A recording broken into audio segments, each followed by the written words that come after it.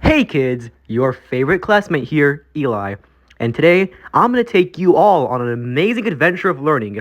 That's right, we are learning about the number one most powerful country history has ever seen, but not about the interesting cool stuff like the Boston Tea Party or the American Dream or how our military-industrial complex is so advanced that it took China about 30 years to catch up to us, yet still lack the capability of mass-producing said military equipment to our levels. No! I was so gracefully blessed to teach you guys what is really important about America. Congressional leadership. So, take out your notebooks, get ready to start writing, and open your ears, because this pain-trained video of horrible voice recordings, crappy humor, and low-quality stick figures won't stop until Mr. Serenita says so. First off the list, who is the head of house?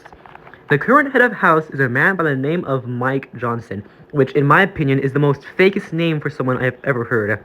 Anyways, this most likely lizard person has been in power since October 25th, 2023. But what are their standings? Well, this Mike Johnson is a social Christian conservative that stands to support bills to ban abortion all across the U.S.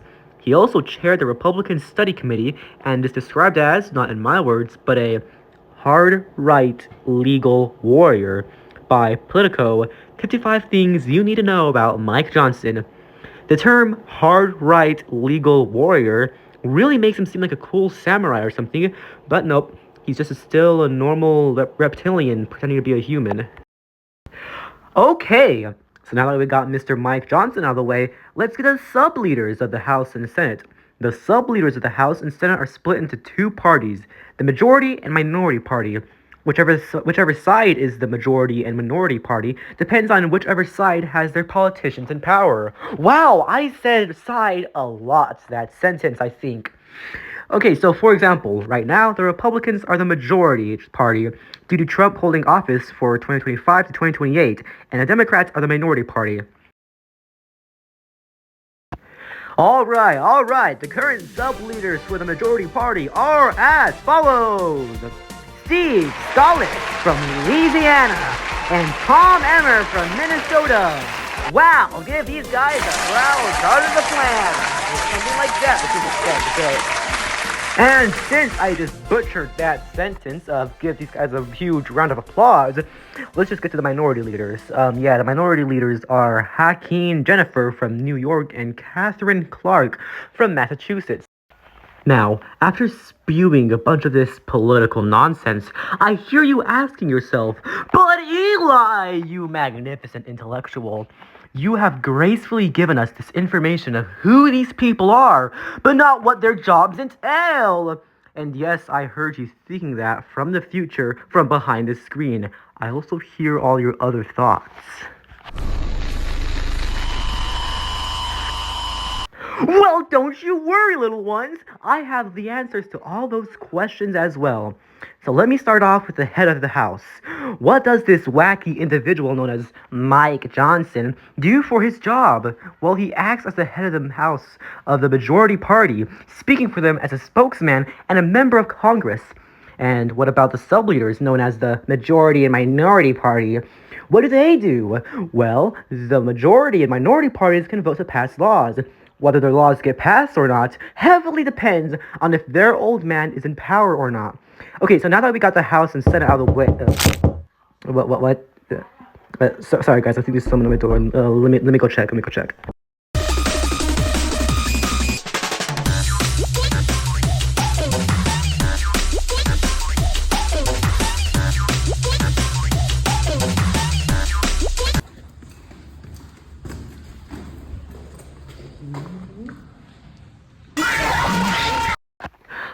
Yes. How could I forget? Mr. J.D. Vance, head of Senate and the guy that I keep seeing funny pictures of for some reason.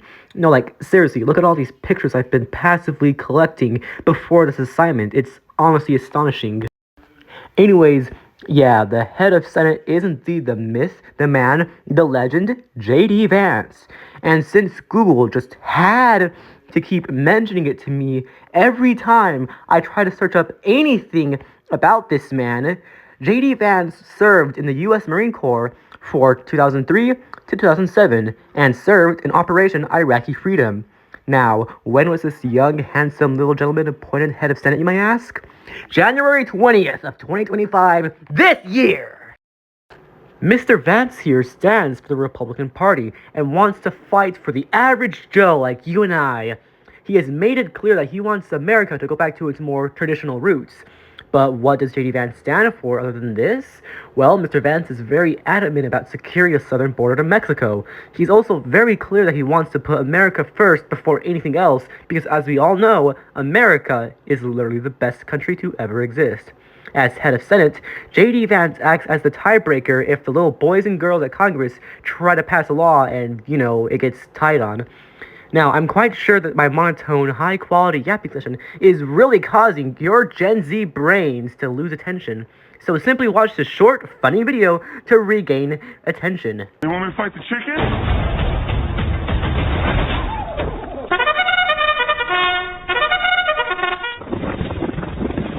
You're listening again? Great, because we are only halfway through this nightmare.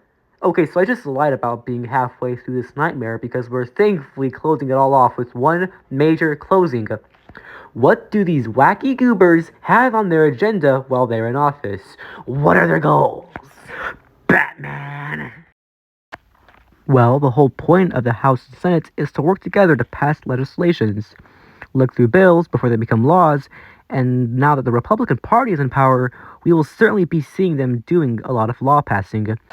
Right now, we can see that the U.S. recently have cut intellectual aid to Ukraine, focused heavily on deporting illegals, and have put heavy tariffs on Canada and Mexico.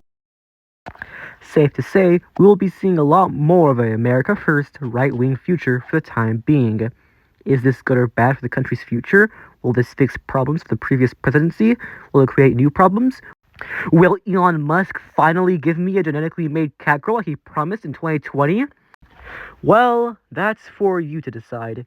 Anyways, this has been quite the journey for both of us, and hopefully I'll never be given the creative liberty to do anything like this ever again. Anyways, if you wonder where my partners were, they were the camera crew and recording guy for this whole thing, so